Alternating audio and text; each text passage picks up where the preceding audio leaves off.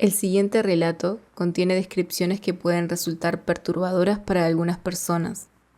Si sos sensible a temas de crueldad o violencia, te recomiendo escucharlo con discreción. Esta historia es una obra de ficción y su propósito es provocar reflexión y emociones en el oyente. Es solo una historia, pero si crees que puede afectarte, quizás sea mejor elegir otro relato.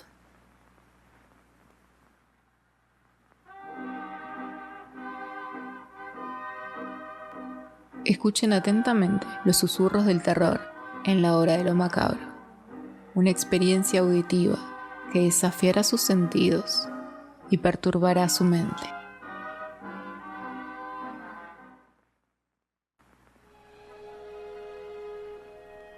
El asesino de cisnes.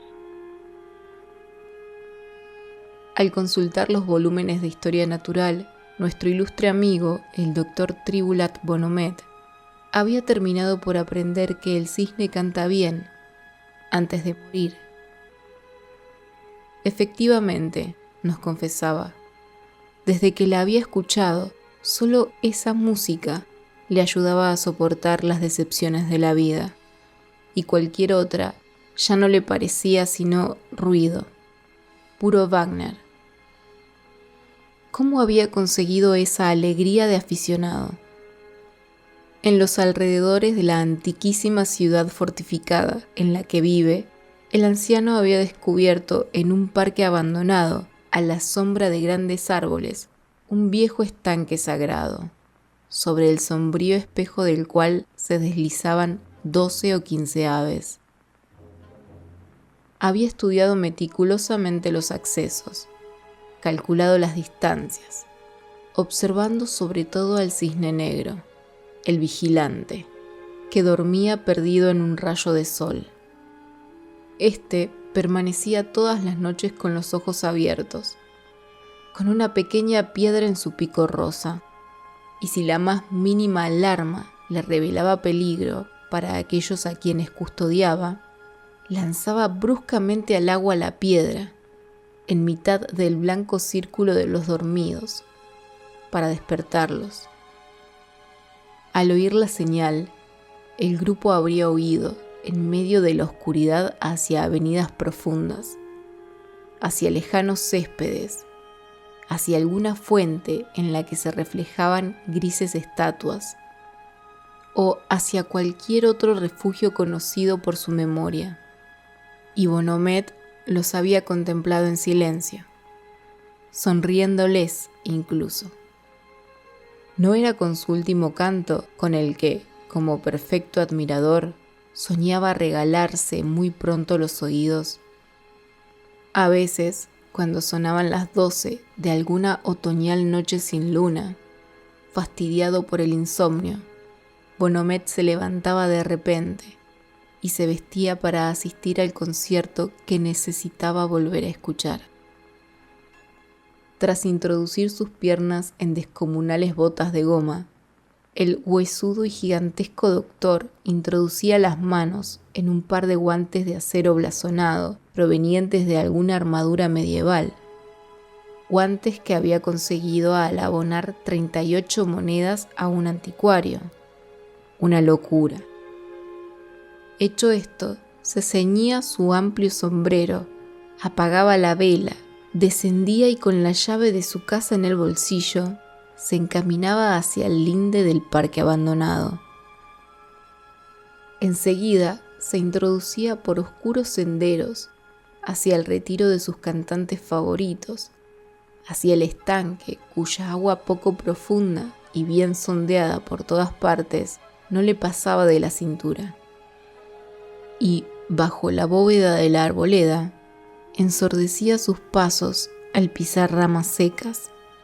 Cuando llegaba al borde del estanque, muy lentamente, introducía una bota, luego la otra, y avanzaba dentro del agua con precauciones inauditas, tan inauditas que apenas se atrevía a respirar, como el melómano ante la inminencia de la cavatina esperada, de tal manera que para dar los 20 pasos que le separaban de sus queridos virtuosos, empleaba normalmente entre 2 y 2 horas y media. Hasta tal extremo temía alarmar la sutil vigilancia del guardián negro. El soplo de cielos sin estrellas agitaba las altas ramas en la oscuridad, pero Bonomet, sin dejarse distraer por el misterioso susurro, seguía avanzando tan bien que, hacia las 3 de la madrugada, se encontraba invisible a medio paso del cisne negro, sin que éste hubiese percibido ni el más mínimo indicio de su presencia.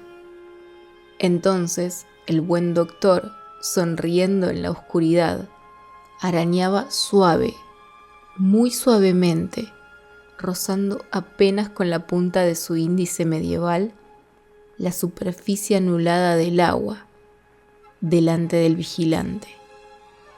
Y arañaba con tal suavidad que éste, aunque algo sorprendido, no juzgaba esta vaga alarma como de una importancia digna de lanzar la piedra.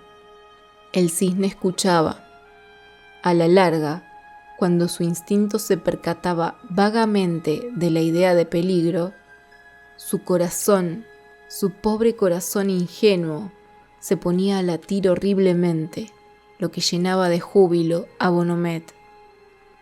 Y los bellos cisnes, uno tras otro, perturbados por ese ruido en lo profundo de su sueño, sacaban ondulosamente la cabeza debajo de sus pálidas alas plateadas, y bajo el peso de la sombra de Bonomet entraban poco a poco en un estado de angustia, percibiendo no se sabe qué confusa conciencia del mortal peligro que los amenazaba. Pero en su infinita delicadeza sufrían en silencio como el vigilante, al no poder huir, puesto que la piedra no había sido lanzada. Y todos los corazones de aquellos blancos exiliados se ponían a dar latidos de sorda agonía, inteligibles y claros para el oído maravillado del excelente doctor, que sabía muy bien lo que moralmente les producía su cercanía y se deleitaba con la terrorífica sensación que su inmovilidad les hacía padecer. Qué dulce resulta estimular a los artistas, se decía en voz baja. 3/4 de hora, más o menos, duraba este éxtasis, que no habría cambiado por un reino. De repente, un rayo de la estrella de la mañana, deslizándose entre las ramas, iluminaba de improviso a Bonomet, así como las aguas negras y los cisnes, con ojos repletos de sueños. El vigilante, aterrorizado por aquella visión, arrojaba la piedra, demasiado tarde. Con un grito horrible, en el que parecía desenmascararse su sonrisa, Bonomet se precipitaba con las garras en alto y los brazos tendidos hacia las filas de las aves sagradas. Y eran rápidos los apretones de los dedos de acero de aquel paladín moderno. Y los puros cuellos de nieve de 2 o 3 cantantes eran atravesados o rotos antes de que se produjera el vuelo radiante de los demás pájaros poetas. Entonces, olvidándose del buen doctor, el alma de los cisnes moribundos se exhalaba en un canto de inmortal esperanza, de liberación y de amor hacia los cielos desconocidos. El racional doctor sonreía de este sentimentalismo del que, como serio conocedor, solo se dignaba a saborear una cosa: el timbre. No apreciaba musicalmente nada más que la singular suavidad del timbre, de aquellas simbólicas voces que vocalizaban la muerte como una melodía. Con los ojos cerrados, Bonomet aspiraba en su corazón las vibraciones armoniosas. Luego, tambaleándose como en un espasmo, iba a dejarse caer en la orilla del estanque. Se tendía sobre la hierba, se acostaba boca arriba, dentro de sus ropas cálidas e impermeables. Y allí, aquel mecenas de nuestra era, perdido en un sopor voluptuoso, volvía a saborear el recuerdo del canto delicioso de sus queridos artistas. Y sumido en un éxtasis casi inconsciente, saboreaba con deleite, como un burgués satisfecho, la exquisita sensación hasta el amanecer.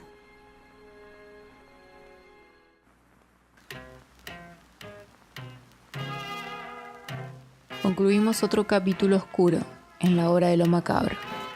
Pero recuerden, en la oscuridad siempre habrá más historias por descubrir.